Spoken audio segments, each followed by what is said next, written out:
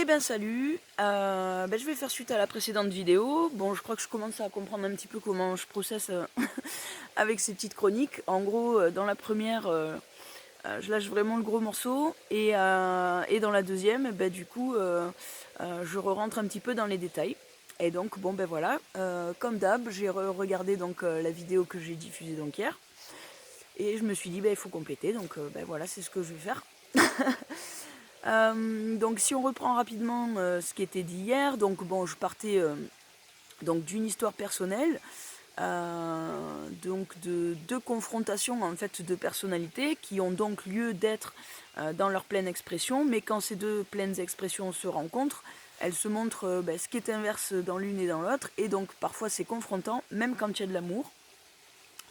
Et donc en gros, je concluais par le fait que quoi qu'il en soit, en fait, tous les profils ont lieu d'être.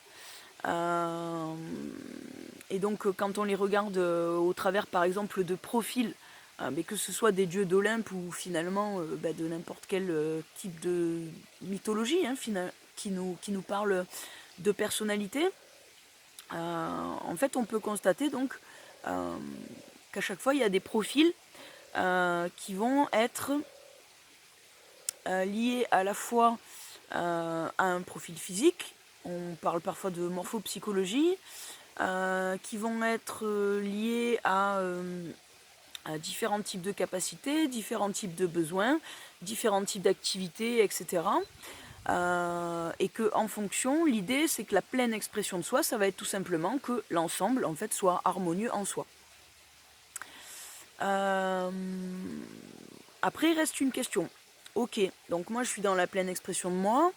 Par exemple, ma pleine expression de moi, imaginons qu'elle a lieu donc d'être assez guerrière, conquérante, qu'elle a besoin de passer rapidement à l'action, un esprit vif, des choses comme ça, et tu te retrouves face à quelqu'un qui, dans sa pleine expression, lui, a lieu d'être dans la lenteur, dans la douceur, dans le pacifisme, dans quelque chose en fait qui se met en place très lentement, et c'est ça sa pleine expression. Et donc toi, tu es face à ça, dans tout ton... Voilà.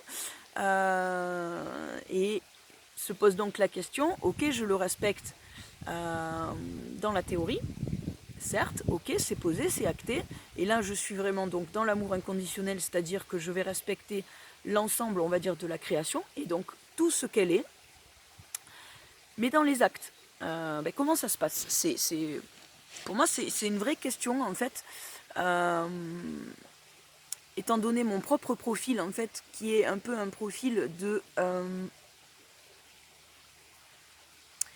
scanner, de l'autre et euh, comment dire, de décrypteur de l'autre, donc faire sortir de la crypte en fait ce qui est dans l'autre. Un côté par exemple qui peut être assez vif et donc du coup parfois qui peut être ressenti comme quelque chose d'un peu brutal. Enfin voilà, par exemple je suis scorpion, on parlait de profil, donc dans les types de profils il va y avoir aussi par exemple ton signe du zodiaque. Ton signe du zodiaque va donner déjà des caractéristiques, on va dire, de base, puisqu'après tout consiste de toute façon après à l'affiner jusqu'à être dans la pleine expression de toi, dans tout ce qu'elle est, mais de façon pure, donc dénuée après comment dire, des poids qui vont avec, des choses qui t'empêchent d'être en équilibre avec toi-même, etc. Donc par exemple, je suis scorpion. Donc l'un des principes du scorpion, ça va être justement cette capacité à aller au bout des choses avec beaucoup de passion, parfois jusqu'à se faire mal, euh, mais aller au bout du process pour en extraire quelque chose, le raffiner, casser les carapaces de plus en plus, jusqu'à les rendre de plus en plus fines, jusqu'à ce que ça fasse en gros de moins en moins mal, et se transformer en fait en permanence. Du coup, quand j'ai quelqu'un en face de moi, il a ce miroir en face de lui. Il a tout ce truc-là donc de transformation, d'aller chercher jusque dans les parties parfois les plus sombres aussi de nous pour pouvoir les mettre en lumière. Il a quelque chose de très dynamique. Après, en termes de profil, par exemple, je vais avoir dans ma numérologie toujours pareil, hein. En fait, là, on parle juste de vibration initiale, et après, qu'est-ce que tu en fais, quoi. Donc, par exemple, en numérologie, je vais être chemin de vie 1. Donc, chemin de vie 1, je vais avoir besoin de passer à l'action, de l'idée une énergie, de l'idée, en fait, comment dire, de mener des actions. De mener des actions. Mais du coup, tu fais comment pour respecter l'autre dans sa pleine expression quand ces deux profils sont inverses?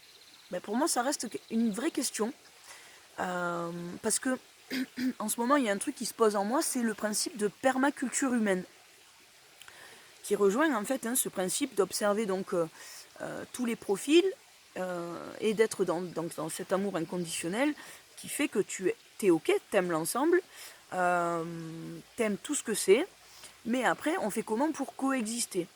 En permaculture, par exemple, il y a des plantes entre elles qui vont bien s'adapter. Il y en a d'autres, il vaut mieux qu'elles soient plantées une année, puis que la suivante arrive l'année... Enfin, bon, voilà, l'année suivante, etc. Il y en a qui vont s'entraider, il y en a qui vont se permettre certaines choses. Et en fait, dans notre équilibre humain, finalement, il y a la même chose. Comment on fait, en fait, pour recréer une permaculture humaine vertueuse pour l'ensemble, sachant que cet ensemble est constitué de tant de choses différentes jusqu'à des profils inverses dans leur façon de fonctionner. Voilà, pour moi c'est une vraie question parce que je suis loin en fait d'avoir encore les réponses à ce niveau-là. Peut-être parce que justement j'ai ce profil-là qui est particulièrement confrontant. Donc en soi c'est ok parce que justement c'est ma pleine expression. Mais face à l'autre, ça peut être parfois dérangeant. Alors même si je m'affine et que justement, en tout cas, je pense vraiment être de plus en plus fine du coup dans ce que je présente à l'autre en termes de miroir.